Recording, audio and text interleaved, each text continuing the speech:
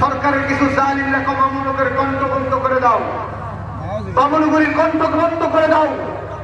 দেখেন, মুক্তির বিরুদ্ধে কথা বলার কারণে সোনার বাংলাদেশে 16 কোটি মুসলমানের রাষ্ট্রে আল্লামা মামুনুগুলি, আল্লামা জুনাইদ মামুনুগুলি, আল্লামা মামুনুল হক এবং চরমনের নাইব আমিন ফয়জুল করিমের 3 জনের বিরুদ্ধে কিছু বেয়াদব রাষ্ট্রদ্রোহিতার মামলা দায়ের করেছে।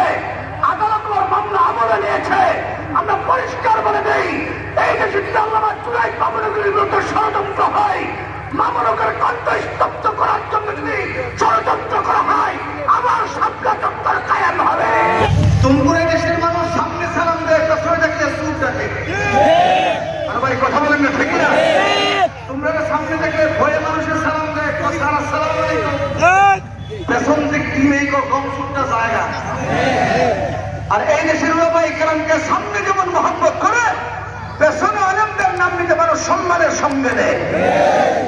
আমাদের এক ভাইয়ের নাম মাওলানা মামুনুল হক, যুবকটা ছিল কি নাম?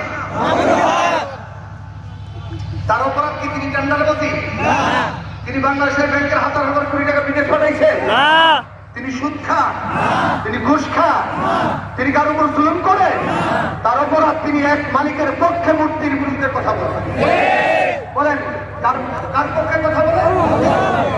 সরকারের কিছু জালিমরা মামুনুকের কণ্ঠ বন্ধ করে দাও, মামুনুগুলির কণ্ঠ বন্ধ করে দাও। দেখেন, মূর্তির বিরুদ্ধে কথা বলার কারণে সোনার বাংলাদেশে 16 কোটি মুসলমানের রাষ্ট্রে আল্লামা মামুনুগুলি, আল্লামা জুনাইদ মামুনুগুলি, আল্লামা মামুনুল হক এবং চরমনের নাইব আমিন ফয়জুল করিমের 3 জনের বিরুদ্ধে কিছু বেয়াদব রাষ্ট্রদ্রোহিতার মামলা দায়ের করেছে। আদালত মামলা আমলে নিয়েছে।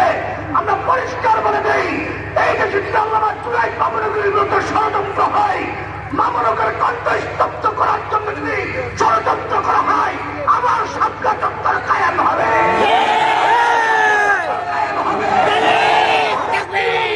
ইসলামের মহাকাম বরদাস্ত করে বেড়া। আল্লাহু আকবার। হুঁশিয়ার সাবধান।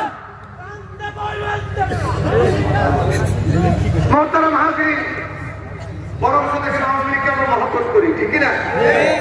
এই দলের নেতৃত্বে দেশ স্বাধীন হয়েছে। কথা বলেন, ঠিক কিনা? বঙ্গবন্ধুর সাথে যে ইসলামের সম্পর্ক, এই চিত্রগুলো আমাদের তুলে ধরতে হবে। জাতির সামনে এই চিত্র আমাদের তুলে ধরতে হবে, ঠিক কিনা? আমরা কারণ শত্রু নয়, আমরা সবার বন্ধু। বলেন আমরা সবাই, বলেন আমরা সবাই, তবে ইমানের পক্ষে আমরা সবাই এক।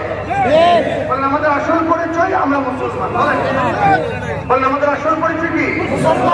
আর ভাই জোরে বলেন, আমাদের আসল পরিচয় কি? আমরা মুসলমান। দেখেন প্রধানমন্ত্রী কি করছিলেন, আমি আপনাদেরকে শোনাই। এই করোনা অজুহাতে স্কুল বন্ধ। স্কুল কি বন্ধ? সবাই কথা বলেন।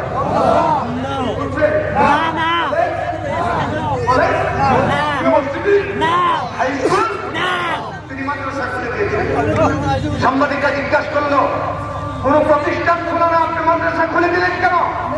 প্রধানমন্ত্রী অকপটে সাংবাদিকদেরকে বলেছেন দোয়ার জন্য। তিনি বলেছেন দোয়ার জন্য। আমি আওয়ামী লীগের নেতা কর্মীদেরকে বলবো, প্রধানমন্ত্রী থেকে আদব শিক্ষা গ্রহণ করে। আসলে বাস্তবতা দেখেন, এই মাদ্রাসায় ছোট্ট ছোট্ট বাচ্চারা তেলাওয়াত করার বরকতেই এখনো বাংলাদেশ করোনা থেকে অনেক অংশে ভালো আছে। কথা বলেন, ঠিক কিনা? কেন? কোরআন কার কিতাব? বড় মহব্বতে কথা বলা শুনবেন। আমার দিকে তাকান, এদিকে তাকান, ওদিকে আমার দিকে তাকান। বড় মহব্বতে আমাদের নবীর উপর যে আল্লাহ কোরআন দিচ্ছে, নবী আর কোরআনের কি দারুণ সম্পর্ক দেখেন। আল্লাহ দুনিয়ায় যত নবী আছে, সবচেয়ে শ্রেষ্ঠ নবীর নাম কি? মুহাম্মাদুর রাসূলুল্লাহ। মুহাম্মাদুর সাল্লাল্লাহু আলাইহি ওয়াসাল্লাম। এবার আপনারা বলেন তো, আল্লাহর পক্ষ থেকে নাযিলকৃত সবচেয়ে বড় কিতাবের নাম কি? আল কোরআন। আবার আমার দিকে তাকান। আল্লাহ দুনিয়ায় আমাদের নবীর পরে কিয়ামত পর্যন্ত আর কোন নবী আসবে? একটু জোরে আসবে নাকি? ঠিক আল্লাহ দুনিয়ায় কোরআনের পরে আর কোন কিতাব আসবে?